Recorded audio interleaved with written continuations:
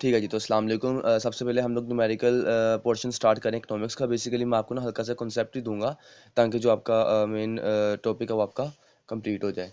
Basically इसमें numerical portion आपको आता किसका है, जस्ट लाइक आपके पास एक इक्वेशन है, total cost is equal to fixed cost plus variable cost. इसको हम लोग कहते हैं फिक्स्ड कॉस्ट, इसको हम लोग कहते हैं variable cost. Fix cost basically क्या होती है, जो आपकी हमेशा कांस्टेंट रहे। फिक्स वेरिएबल कॉस्ट होती है जो आपकी हालात के साथ साथ मतलब चेंज होती है, वेरी करती है, जो मुतगैर हो। और ये हमारी निकलती है टोटल कॉस्ट। देखें, अगर आपको मेन फॉर्मूला याद है ना टोटल कॉस्ट फाइंड करने का, तो टोटल कॉस्ट फाइंड करने के फॉर्मूले से ही आपको अगर फिक्स्ड कॉस्ट चाहिए आप वो भी फाइंड कर सकते हो, अगर आपको वेरिएबल कॉस्ट चाहिए आप वो भी फाइंड कर सकते हो। और टोटल कॉस्ट को फाइंड करने का जो इक्वेशन है वो क्या है, total cost is equal to fixed cost plus variable cost. अब बेसिकली इसमें आपको किस तरह से दिया जाता है, सपोज करने चाहिए आपको एक क्वेश्चन दिया गया है, जस्ट सपोज इन एग्जाम के total cost is equal to 3Q3, इसको क्वेश्चन में हम लोग कहते हैं प्लस 5Q का square plus 7Q and plus 100। देखिए, जो पहला हमारे पास स्टेप होता है, पहला स्टेप हमारे पास क्या होता है, हम लोगों ने देखना होता है इसमें वेरिएबल क्या है और कांस्टेंट क्या है। क्योंकि आप लोगों ने लीनियर क्वाड्रेटिक सिमल्टेनियस इक्वेशंस पढ़ी, तो उसमें आप लोगों को काफ़ी हद तक आइडिया होगा हमारा कांस्टेंट क्या होता है, हमारा वेरिएबल क्या होता है। देखें, ये है हमारे पास जिसके साथ कोई वेरिएबल है, जिसकी पार्ट चेंज होती है, उसको हम कहते हैं क्या, वेरिएबल कॉस्ट। फिलहाल हमारे पास इस वक्त जो वेरिएबल कॉस्ट है वो ये है, और जो कांस्टेंट है वो हमारा कहलाएगा फिक्स्ड कॉस्ट। मोस्ट प्रोबेबल इसको हम लोग ये भी कहते हैं, ये हमारा जो है इंडिपेंडेंट है और ये हमारा डिपेंडेंट है। यानी कि ये वेरिएबल है, ये चेंज होता जाएगा, जो इंडिपेंडेंट है वो चेंज नहीं होगा, वो खुद के साथ ही जो है वो डिपेंडेंट है। जैसे हम लोग ax प्लस बी वाई की इक्वेशन को प्रेजेंट कर रहे होते थे। तो यहाँ पर अगर हम लोगों को एक तो क्वेश्चन समझे हमें ये आ गया, ठीक है। अब अगर हमें कहा जाए कि आपने वेरिएबल कॉस्ट फाइंड करनी है, तो वेरिएबल कॉस्ट फाइंड करने के लिए हमारे पास formula total cost minus fixed cost. देखें, बहुत ही आसान है, कोई इतना ये मुश्किल कोई रॉकेट साइंस नहीं है। देखें, मुझे अगर तो fixed cost sorry variable cost find करनी है, तो देखें मैं रूल्स ऑफ ट्रांसपोजिशन को फॉलो करते हुए अगर मुझे वेरिएबल कॉस्ट फाइंड करनी है, तो फिक्स्ड कॉस्ट इधर प्लस हो रही है, उधर जाके माइनस हो जाएगी। तो टोटल कॉस्ट में से माइनस किया फिक्स्ड कॉस्ट को, हमारे पास आ गई वेरिएबल कॉस्ट। अब अगर मुझे फिक्स्ड कॉस्ट फाइंड करनी है तो सिंपल, फिक्स कॉस्ट फाइंड करनी, वेरिएबल कॉस्ट उधर जाकर आपकी माइनस हो जाएगी। यानी कि टोटल कॉस्ट में से अगर हम लोग वेरिएबल कॉस्ट निकालेंगे, बड़ी में से छोटी निकालनी, तो हमारे पास फिक्स कॉस्ट निकलेगी। और तीसरी चीज होती है, अगर हमारे पास उसने क्या दिया है कि ए डॉट सी, यानी कि एवरेज कॉस्ट निकालनी, इसको हम लोग कहते हैं एवरेज कॉस्ट आप फाइंड करें। अगर उसने हमें ये कह दिया है, तो एवरेज कॉस्ट को फाइंड करने के लिए हम लोग सिंपली क्या करते हैं, क्योंकि एवरेज आपको पता है, हम लोग किसी भी चीज़ को हमेशा उसकी एवरेज निकालते हैं, उसको हम डिवाइड करते थे। हमारा मीन था, टोटल नंबर्स को हम लोग डिवाइड करते थे, जितने नंबर ऑफ होते थे कि क्वांटिटी को हम डिवाइड करते थे नंबर्स पर। तो यहाँ पर हमारी एवरेज कॉस्ट निकलेगी total cost divided by quantity. क्या, quantity, Q stands for quantity. यानी कि हम टोटल कॉस्ट को, जितनी हमारी टोटल वैल्यू आई है, कॉस्ट आई है, कीमत आई है, लागत आई है, उसको हमने डिवाइड कर देना है क्वांटिटी पर। ठीक है। तो अगर हम लोगों को एवरेज वेरिएबल कॉस्ट फाइंड करनी है, एक ही चीज हमें आ सकती है, एवरेज वेरिएबल कॉस्ट।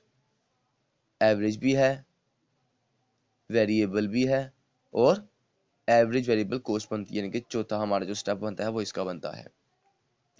तो इसको फाइंड करने के लिए हमने सिंपली वेरिएबल कॉस्ट को डिवाइड करना है क्वांटिटी पर। देखें, अगर तो हमें एवरेज कॉस्ट फाइंड करनी है, तो एवरेज कॉस्ट फाइंड करने के लिए हम लोगों ने टोटल कॉस्ट को डिवाइड करना है क्वांटिटी पर। और अगर हम लोगों को चाहिए एवरेज वेरिएबल कॉस्ट, तो हम लोगों ने वेरिएबल कॉस्ट को डिवाइड करना है क्वांटिटी पर। ये एक इसकी छोटी सी बात है।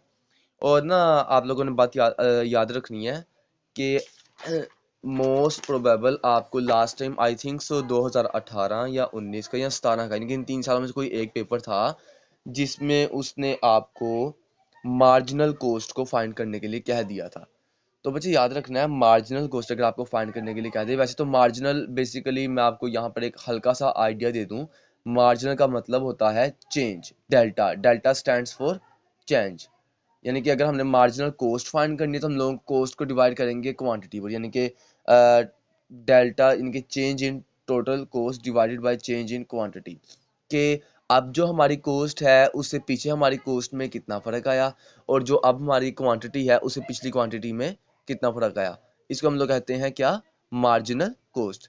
लेकिन यहाँ पर जरा जो हमारा वो है सीन थोड़ा सा अलग है, और वो क्या है कि आपने देखना है marginal cost, MC is equal to, stands for D over DQ into TC, यानी कि टोटल कॉस्ट।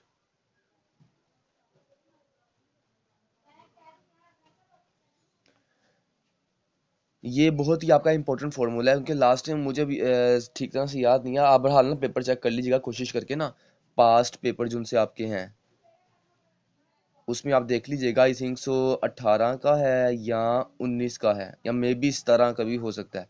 उनमें से किसी एक में चेक कर लीजिएगा, उसमें ये आपको दिया गया होगा फाइंड करने के लिए। तो बच्चे इसमें अगर तो आप लोग ICS वाले हैं, आप लोगों ने पहले ICS किया हुआ है तो या FSC की हुई है, तो आप लोगों को पता होगा डेरिवेटिव्स क्या होते हैं, ठीक है। और जो बीकॉम वाले ज़ाहिर बात है पहले आईकॉम करके आए हैं, तो उनके लिए डेरिवेटिव्स का ज़रा एक नया कंसेप्ट है, बल्कि उन्होंने काफ़ी हद तक पढ़ा भी होगा इसको। तो अगर तो आपको मार्जिनल कॉस्ट को फाइंड करने का कह दे तो आपने याद रखना है D divided by DQ into total cost. तो इसको हमने फाइंड करने के लिए याद रखना है D ओवर DQ हमारा उधर ही रहेगा, हम लोगों को यहाँ पे लिख देनी है टोटल कॉस्ट, जो कि हमारी आपको याद होगा ये थी equation 3Q3 plus 5Q² plus 7Q plus 100। इसी को हमने इस टोटल कॉस्ट के अंदर लिख देना है, just like this 3Q3 plus 5Q का स्क्वायर प्लस 7Q प्लस 100। और हमें पता है वेरिएबल इक्वेशन कौन सी है और कांस्टेंट इक्वेशन कौन सी है, यानी कि हमारी फिक्स्ड कॉस्ट कौन सी है और वेरिएबल कॉस्ट कौन सी है। तो बच्चे आपने याद रखना है डेरिवेटिव्स का एक जो कंसेप्ट है छोटा सा, डेरिवेटिव्स एंड डेरिवेशंस, ये तमाम चीज़ें एक में आती हैं। ICS वालों को बहुत ईजी है as I told last time, और जो आईकॉम वालों को थोड़ा सा हल्का सा टफ होगा। तो इसको याद रखें आप लोगों ने। सपोज करें मैंने 3Q3 का डेरिवेटिव लेना है, मैं कैसे लूँगा? सबसे पहले तो मैं D ओवर DQ तो वैसे ही लिख दूंगा, ठीक है। 3Q3 का मैंने डेरिवेटिव लेना है। 3Q3 का मतलब क्या है, जो मेरी पार है ना, यानी कि Q की पार 3, जैसे हमारा लोग होता है, नेचुरल लोग होता है, उसके हम पार जो होती है हम शुरू में ले आते हैं।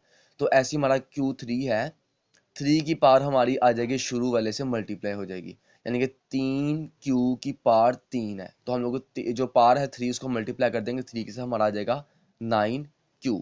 अब जो पार 3 है उस 3 में से हम लोग माइनस कर देंगे 1 को। ये है हमारा डेरिवेटिव का तरीकाकार। आई विल रिपीट दिस, कि आप देखें इसकी पार Q की 3 है, इसको हमने मल्टीप्लाई कर दिया, जो 3 इसके साथ Q के शुरू में स्टार्ट में मौजूद है, ठीक है।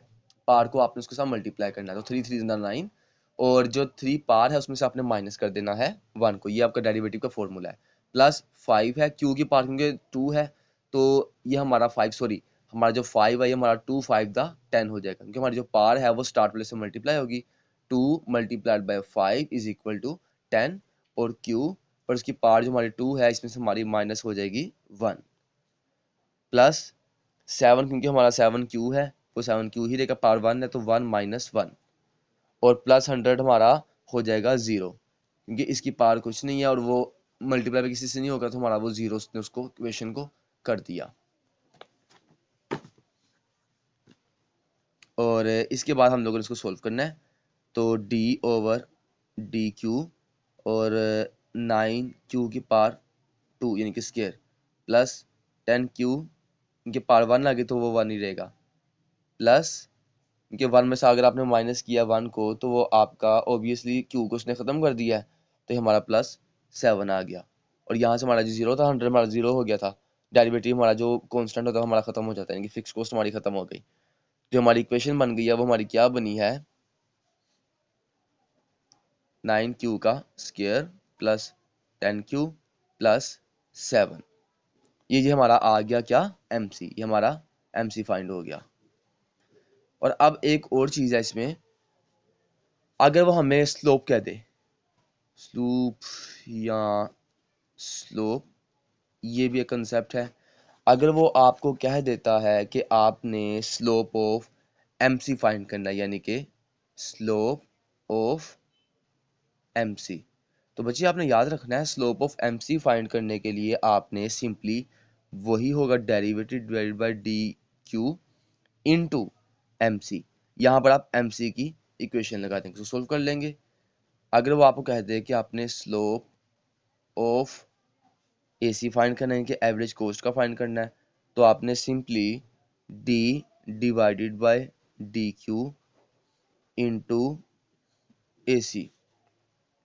और थर्ड में अगर वो आपको कह दे कि आप slope of average variable cost find करो, तो simply D divided by D Q और AC की जगह पे आपका लग जाएगा ABC। यानी कि जिसका वो आपको कहेगा ना कि आपने फाइंड करना है, आपने उसकी जगह पर उसी को लगा देना है, ठीक है। तो ये सब बच्चे आपका slope of MC is equal to D over D Q into MC। अगर आपने MC फाइंड करना है, अगर आपने AC फाइंड करना है एवरेज कॉस्ट, आपने उसको उसके अंदर लगा देना है। अगर आपने ABC फाइंड करना है तो आपने उसको उसके अंदर लगा देना है। और आपको पता है अगर हमने स्लोप फाइंड करना है, सपोज करिए उसने आपको MC दे दिया है, पहले जाकर आप MC निकाल लेंगे जैसे हमने यहाँ पे निकाला है, उसका हम उसको इसके अंदर ही लगा देना, हमारी जो इक्वेशन वो हमारी सोल्व हो जाएगी। अगर उसने आपको स्लोप ऑफ AC कह दिया है तो पहले आप लोग निकाल लेंगे यहाँ से AC निकालने के लिए total cost divided by quantity, और फिर आप उसकी इक्वेशन को इसके अंदर लगा देंगे यहाँ पर। और अगर उसने हमें स्लोप ऑफ ABC कह दिया है तो पहले आप ABC निकालेंगे एवरेज वेरिएबल कॉस्ट, तो variable cost divided by quantity, then उसको इसके अंदर लगाएंगे, आपके पास इसका आंसर आ जाएगा। तो ये था जी हमारा आज का टॉपिक न्यूमेरिकल प्रॉब्लम्स के लिए से। और अगर आपको इसमें कोई मसला हो, कोई इशू हो, तो आप मुझसे पर्सनली मैसेज कर सकते, पूछ सकते हैं, ठीक है। जज़ाकल्लाह खैर।